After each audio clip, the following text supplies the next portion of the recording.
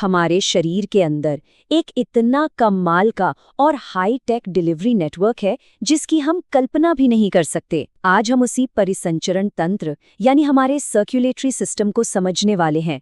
ये सिर्फ नसों का एक जाल नहीं है, ये वो सिस्टम है जो हमारे हर एक सेल को जिंदा रखता है। इस सफर में हम 5 पड़ावों से गुजरेंगे। सबसे पहले हम समझेंगे कि ये डिलीवरी नेटवर्क आखिर है क्या। फिर हम इसके हाईवे, सड़कों और गलियों को देखेंगे।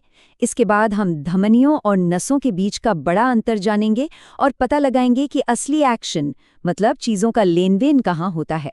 और आखिर में शरीर के 4 शानदार सर्किट की पड़ताल करेंगे। तो चलिए सबसे पहले हिस्से से शुरू करते हैं, शरीर का डिलीवरी नेटवर्क। आइए समझते हैं कि इन खून की नलियों यानी ब्लड वेसल्स का असल मकसद क्या है।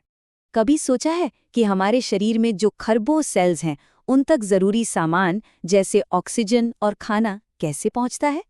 ये अपने आप में एक बहुत बड़ा सवाल है और इसका जवाब हमारे इसी सर्कुलेटरी सिस्टम में छिपा है। इसको समझने का ना एक बहुत ही बढ़िया तरीका है। जरा एक बहुत बड़े शहर की कल्पना कीजिए। जैसे उस शहर में जरूरी सामान पहुंचाने और कचरा हटाने के लिए सड़कों का एक पूरा जाल होता है, ठीक वैसे ही हमारे शरीर में ये खून की नलियां काम करती हैं।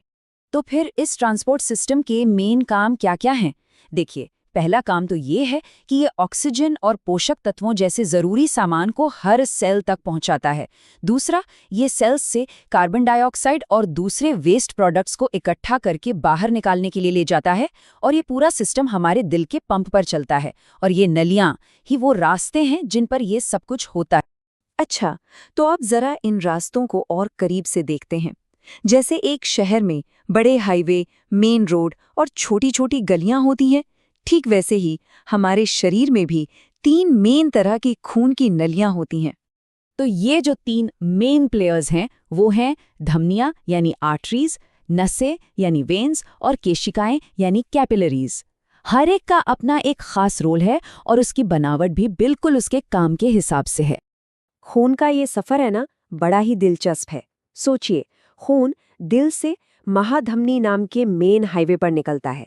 फिर ये धमनियों यानी बड़ी सड़कों से होते हुए धमनिकाओं यानी साइड की सड़कों पर पहुंचता है और आखिर में ये केशिकाओं की सबसे तंग गलियों तक जाता है जहां असली डिलीवरी का काम होता है।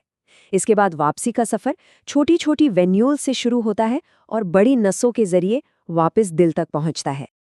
चलिए अब इन 2 बड़े प्लेयर्स की आमने सामने की टक्कर देखते हैं, धमनियां और नसें।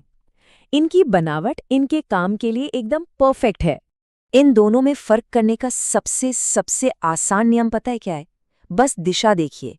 धमनियां यानी आर्टरीज हमेशा खून को दिल से दूर ले जाती हैं और नसें यानी वेन्स हमेशा खून को दिल की ओर वापस लाती हैं। बस दिशा ही सबसे बड़ा अंतर है और इनकी बनावट इनके काम को बहुत अच्छे से बताती है। जरा सोचिए, धमनियों को दिल से आने वाले खून का तेज प्रेशर झेलना पड़ता है, इसीलिए इनकी दीवारें मोटी, मस्कुलर और लचीली होती हैं।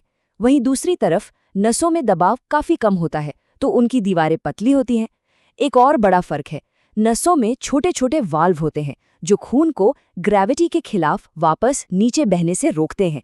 धमनियों में प्रेशर इतना ज्यादा होता है कि उन्हें इन वाल्व्स की जरूरत ही नहीं पड़ती।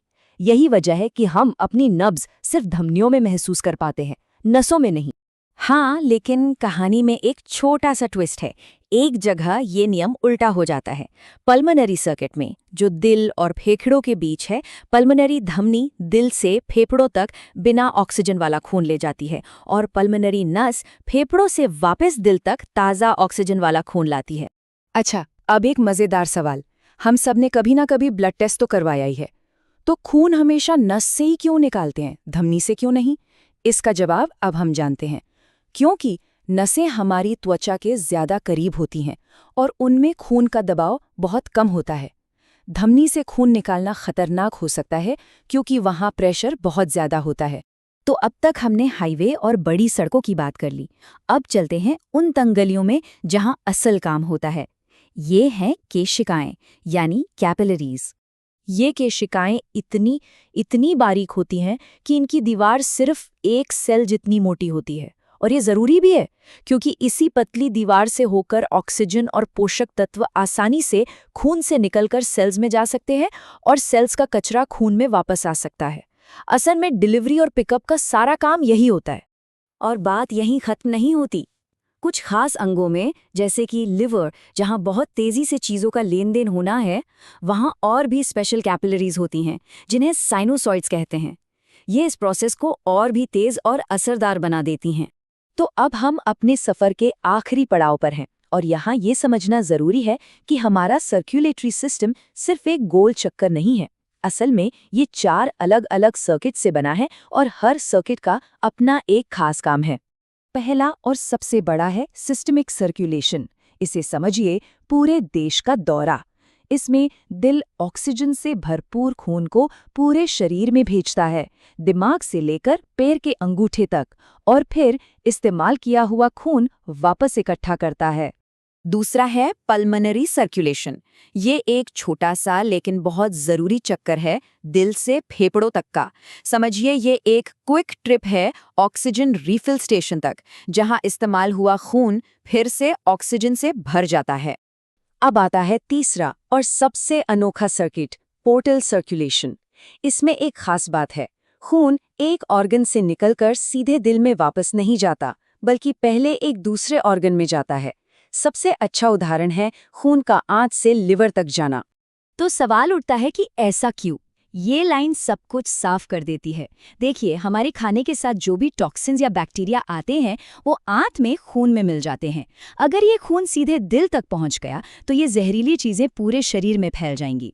इसीलिए ये खून पहले लिवर में जाता है, जो एक सिक्योरिटी चेक पॉइंट की तरह काम करता है और इन सब चीजों को खून से साफ कर देता है। और आखिरी में चौथा सर्किट है कोरोनरी सर्कुलेशन।